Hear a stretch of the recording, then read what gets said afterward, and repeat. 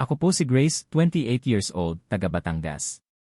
Simula bata ako, simple lang naman ang pangarap ko, makagraduate, magkaroon ng matinong trabaho, at higit sa lahat, mahalin at magmahal ng totoo. Hindi ko inakala na makikilala ko siya sa paraang hindi ko inaasahan. Sa isang simpleng pagkikita na tuluyang nagbago sa buhay ko. Nagsimula ang lahat noong 2015.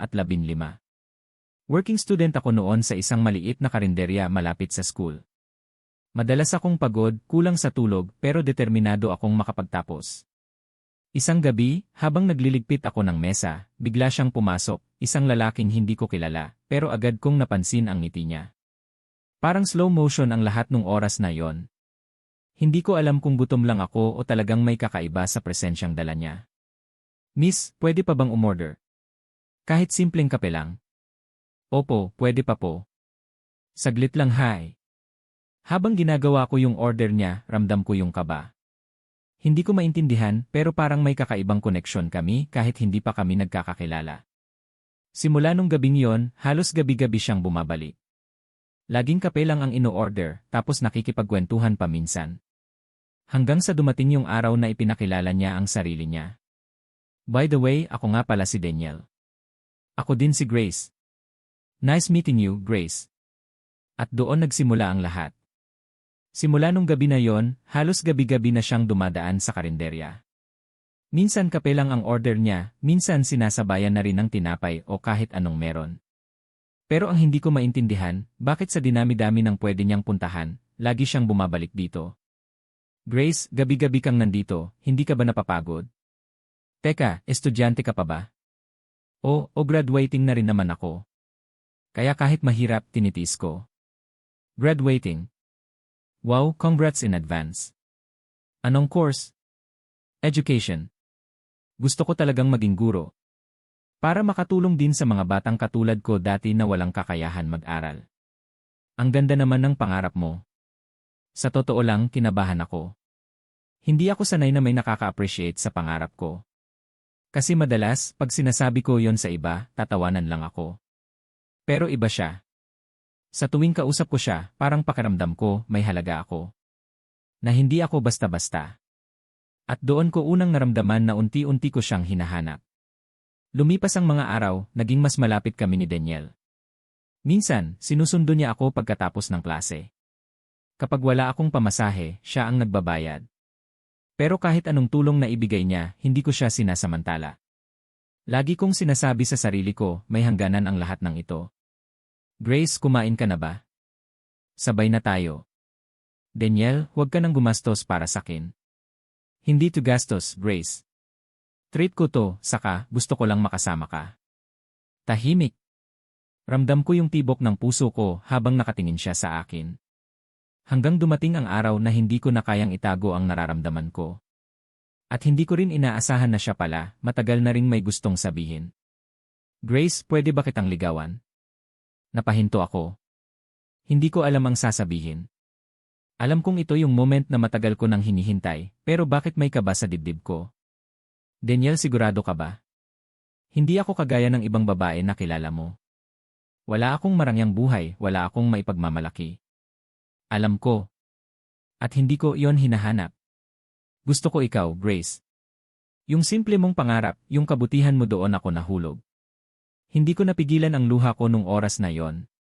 Hindi ko akalaing may taong makakaintindi at tatanggap sa akin.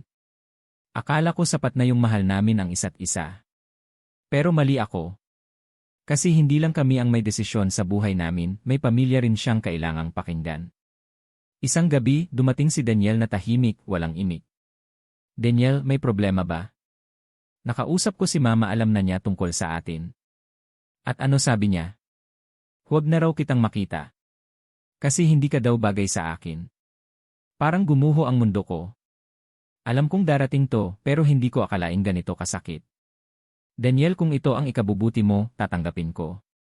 Ayokong masira ang pamilya mo dahil sa akin. Hindi, Grace. Hindi kita bibitawan. Kahit anong mangyari, pipiliin kita. Pero mas madali kasing sabihin kaysa gawin. Kasi habang tumatagal, mas lumalala ang galit ng pamilya niya. At ako, ayokong maging dahilan ng pagkasira nila.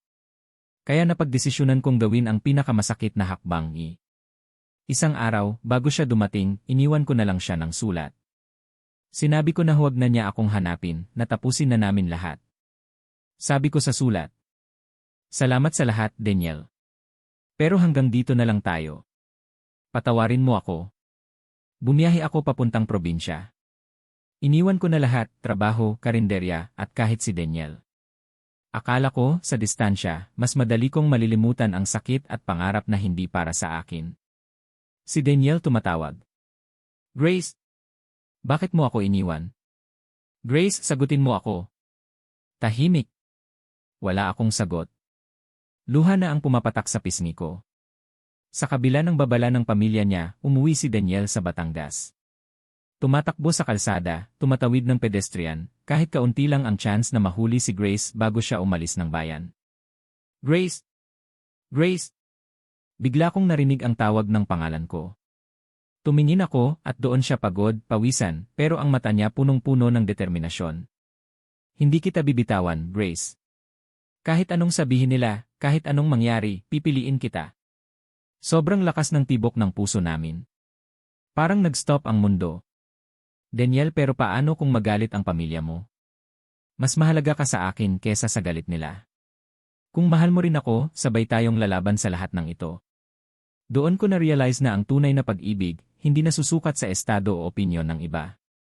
Nasusukat ito sa tapang na magmahal kahit na may panganib at sa puso na handang magpatawad at magmahal ng totoo.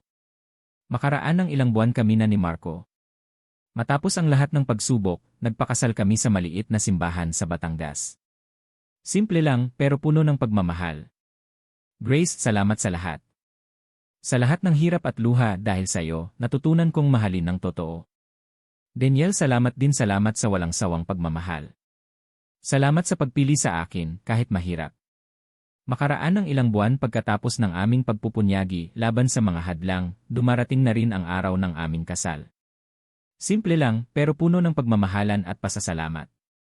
Nakaupo ako sa silid, hinihintay ang sandaling kami ay magsasama na bilang mag-asawa. Grace, ang ganda mo. Hawak ang kamay niya, malapit ang mukha. Daniel, hindi ko inakala na darating tayo sa puntong ito.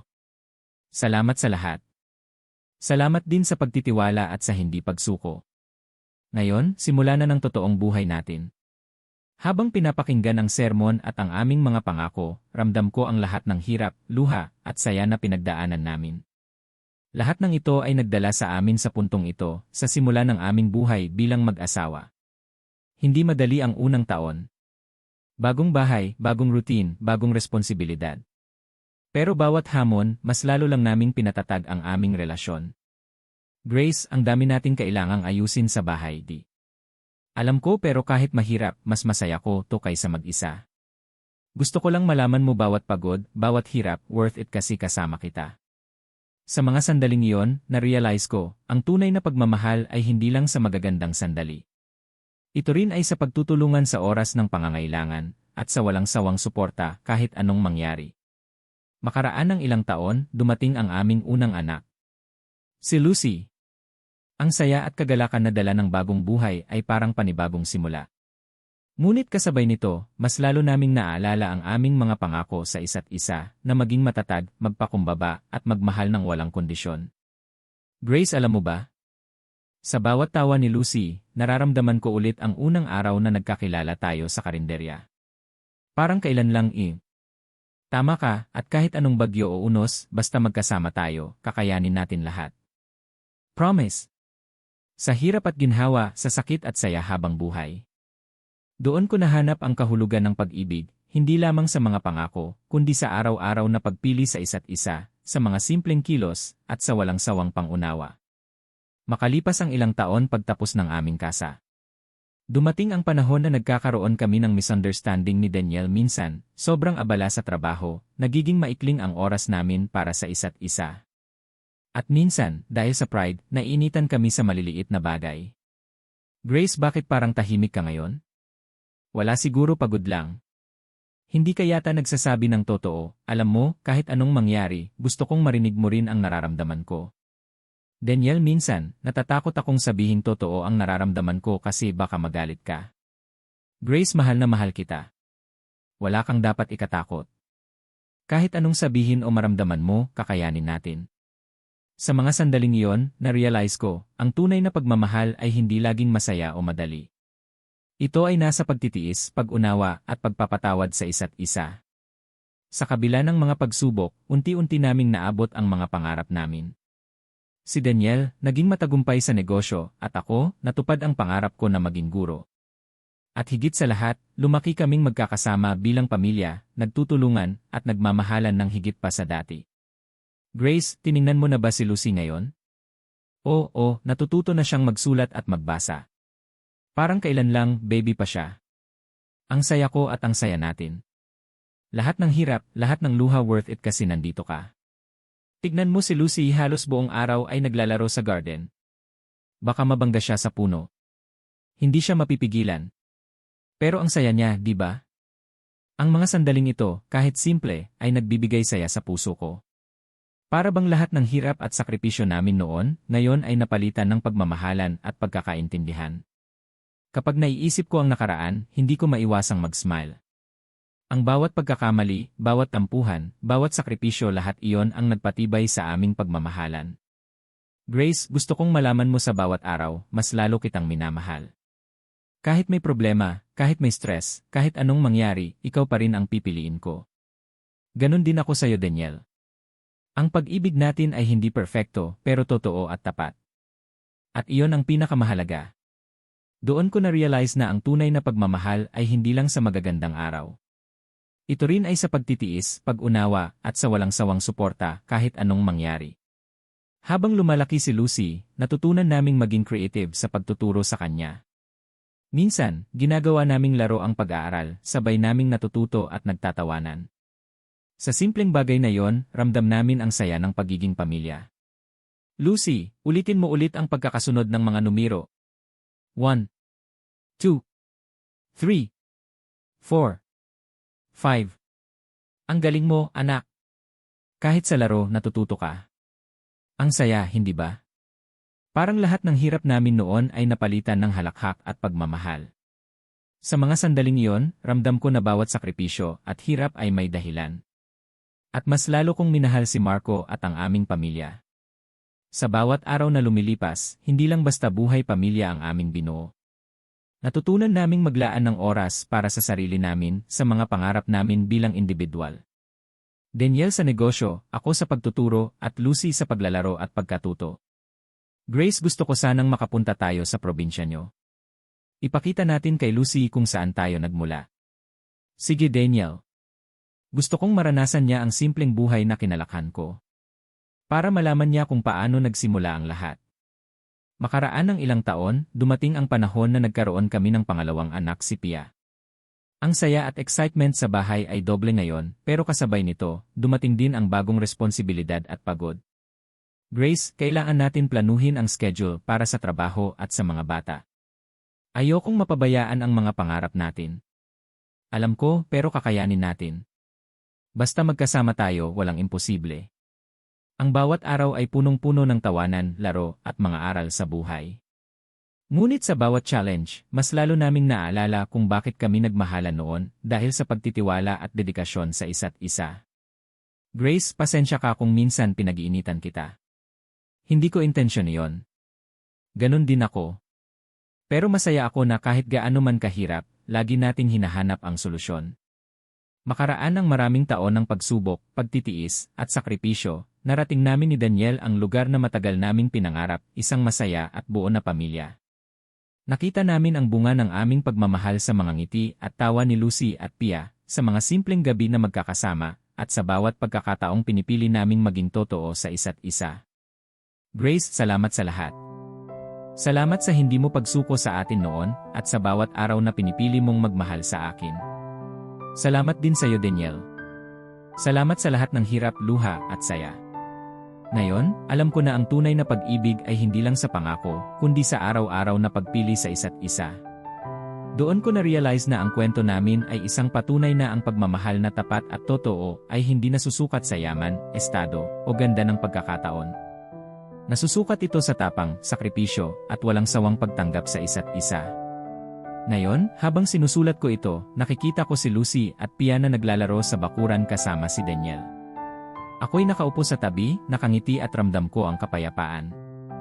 Gaano man kabigat ang pagsubok, may puwang pa rin para sa bagong pag-ibig, bagong simula, at bagong kasiyahan sa buhay.